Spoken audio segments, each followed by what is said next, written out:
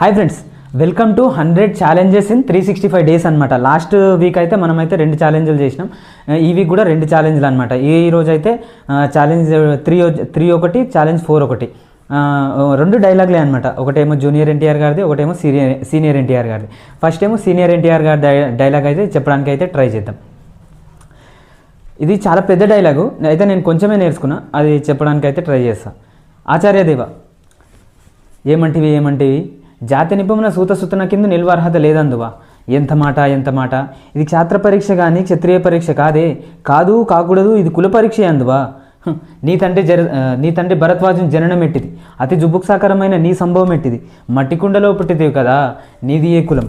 ఇంత ఏల అస్మత్ పితామహుడు కురుకుల వృద్ధుడైన ఈ శాంతనవుడు శివ సముద్రాల భార్యకు గంగా గర్భమున జనించలేదా.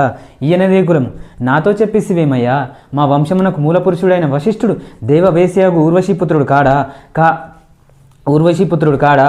అతడు పంచమజాతి కన్య అయిన అరుంధతి ఎందు శక్తి చెండాలంగనేందు పరాశరుని, ఆ పరాశరుడు పల్లెపడుచైన మత్స్యగంధి ఎందు మా తాత వ్యాసుని, ఆ వ్యాసుడు విధవరాండ్రైన మా పితామహి అంబికతో మా తండ్రిని, పినపితామహి అయిన అంబాలికతో మా పినతండ్రి పాండురాజును, మా ఇంటి దాసితో ధర్మ నిర్మాణ జనుడని మీచే కీర్తింపబడుతున్న ఈ విదురదేవుణ్ణి కనలేదా.